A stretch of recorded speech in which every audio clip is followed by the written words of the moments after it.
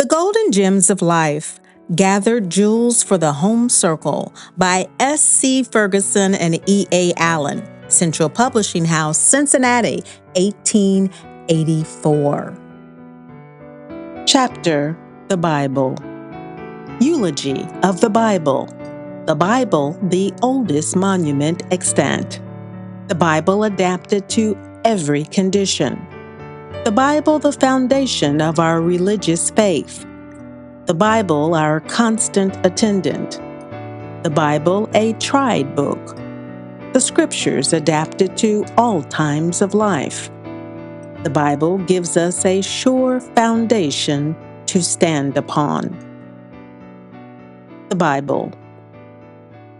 The Bible is a book whose words live in the ear like music that can never be forgotten, like the sound of church bells, which the convert hardly knows how he can forego. Its felicities often seem to be things rather than mere words. It is a part of the national mind and the anchor of national seriousness. The memory of the dead passes into it. The potent traditions of childhood are stereotyped in its verses. The power of all the griefs and trials of man is hidden beneath its words. It is the representative of his best moments, and all that has been around him, of the highest and best, speaks to him out of his Bible. The Bible is the oldest surviving monument of the springtime of the human intellect. It reveals to us the character and intellect of our great Creator and final Judge. It opens before us the way of salvation through a Redeemer, unveils to our view the invisible world, and shows us the final destiny of our race. God's Word is, in fact, much like God's world, varied, very rich, very beautiful. You never know when you have exhausted all its merits. The Bible, like nature, has something for every class of minds. Look at the Bible in a new light, and straightway you see some new charm. The Bible goes equally to the cottage of the poor man and the palace of the king. It is woven into literature, and it colors the talk of the street. The bark of the merchant cannot sail to sea without it. No ship of war goes to the conflict but the Bible is there. It enters men's closets, mingling in all the grief and cheerfulness of life. The Bible is adapted to every possible variety of taste, temperament, culture, and condition. It has strong reasoning for the intellectual. It takes the calm and contemplative to the well-balanced James, and the affectionate to the loving and beloved John.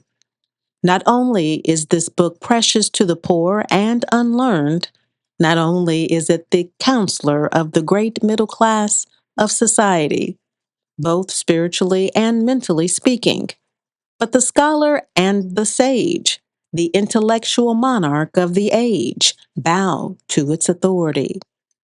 To the multitudes of race, it is not only the foundation of their religious faith, but it is their daily practical guide as well. It has taken hold of the world as no other book ever did. Not only is it read in all Christian pulpits, but it enters every habitation, from the palace to the cottage. It is the golden chain which binds hearts together at the marriage altar. It contains the sacred formula for the baptismal rite. It blends itself with our daily conversation and is the silver thread of all our best reading, giving its hue more or less distinctly to book, periodical, and daily paper. On the seas it goes with the mariner as his spiritual chart and compass, and on the land it is to untold millions their pillar cloud by day and their fire column by night. In the closet and in the streets, amid temptation and trials, This is man's most faithful attendant and his strongest shield. It is our lamp through the dark valley and the radiator of our best light from the solemn and unseen future.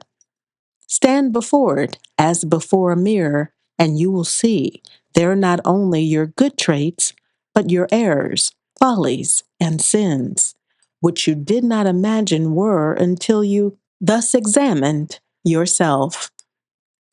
If you desire to make constant improvement, go to the Bible.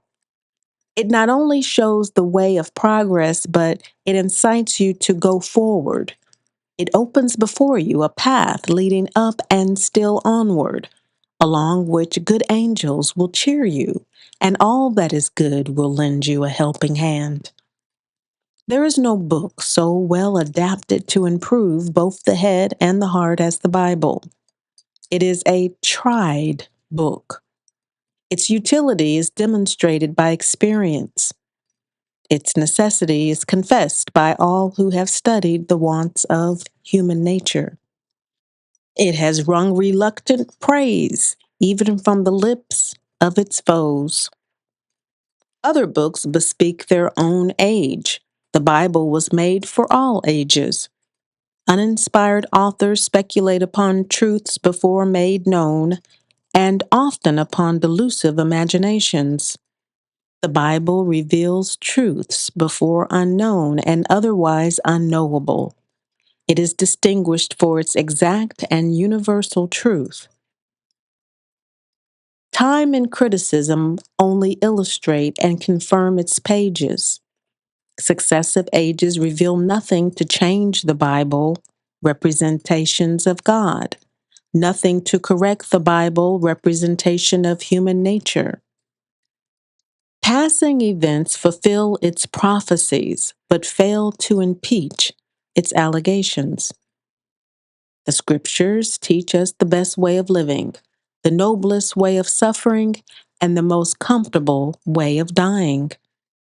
A mind rightly disposed will easily discover the image of God's wisdom and the depths of its mysteries, the image of God's sovereignty and the commanding majesty of its style, the image of his unity and the wonderful harmony and symmetry of all its parts, the image of his holiness and the unspotted purity of its precepts, and the image of his goodness and the wonderful tendency of the whole to the welfare of mankind in both worlds.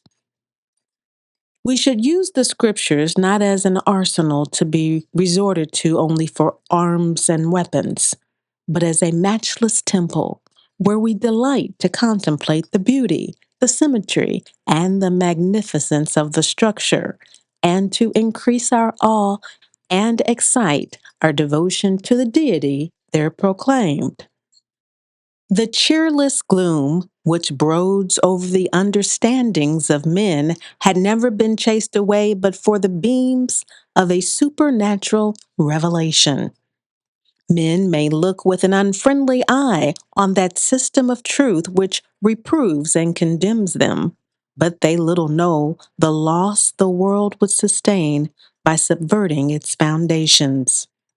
We have tried paganism. We have tried Mohammedanism. We have tried deism and philosophy, and we cannot look upon them even with respect. The scriptures contain the only system of truth which is left to us. If we give up these, we have no others to which we can repair.